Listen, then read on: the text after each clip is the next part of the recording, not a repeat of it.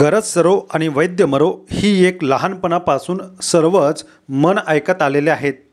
मित्रांनो, एखाद्याची गरज असताना त्याला डोक्यावर घेतलं जातं आणि गरज संपल्यानंतर त्याच्याकडे बघितलंही जात नाही आणि सध्याचं राजकारण अशाच पद्धतीने चालू आहे।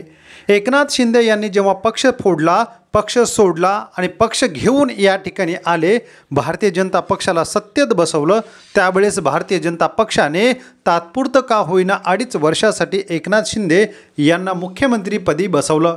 मात्र गरज सरो आणि वैद्य मरो हीच म्हण आता लागू होऊ लागलेले आहेत। एकीकडे एकनाथ शिंदे यांना कॉम्पिटेटिव्ह म्हणून अजित पवाराला सोबत घेतलं आणि शिंदेंचं महत्त्व कमी केलं। इतक्यावरच न थांबता पुढचे 5 वर्षासाठी सरकार येण्यामागे एकनाथ शिंदेचा मोठा हातभार आहे। त्यांनी केलेलं काम हे सुद्धा जनतेच्या मनात उतरल्याचं वारंवार शिंदे गटाने म्हटलेलं आहे। मात्र या ठिकाणी मुख्यमंत्रीपदी त्यांना बसवलं नाही। तर दुसरीकडे एकनाथ शिंदे यांनी एवढा मोठा कटाक्ष आणि एवढा मोठा या ठिकाणी धनुष्यबाण उचलला आणि शिंदे आणि शिवसेना यापासून एक पक्षच भारतीय जनता सोबत आणून बसवला। त्याच शिंदेची आज भारतीय जनता पक्षाला गरज राहिलेली नाही।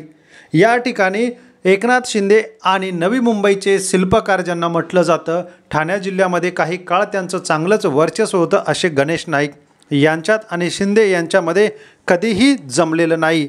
आणि जवळचाच पालघर जिल्हा जो ठाणेच्या बाजूचा आहे, शिवसेनेचा बालेकिल्ला, आणि ज्या जिल्ह्याच्या बाजूला एकनाथ शिंदे राहतात, अशा पालघर जिल्ह्याचं पालकमंत्रीपद गणेश नाईकांना दिलं। आणि गणेश नाईकांनी आता आगामी स्थानिक स्वराज्य संस्थांच्या निवडणुकीसाठी अवघे काही महिने शिल्लक असताना राजकीय घडामोडींना चांगलाच वेग आलेला आहे।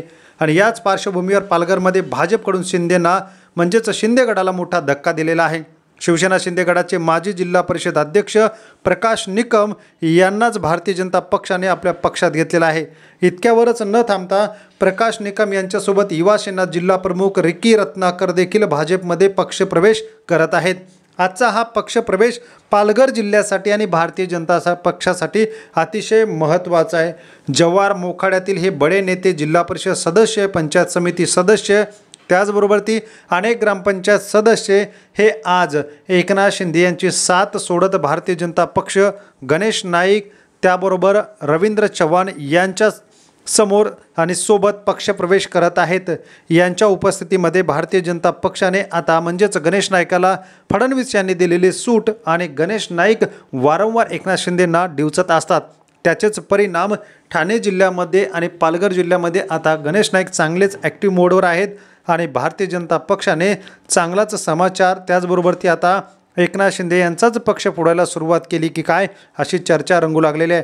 आपल्याला याबाबत काय वाटतं कमेंट करा व चॅनलला सबस्क्राईब करून व्हिडिओ शेअर करा। धन्यवाद। जय महाराष्ट्र।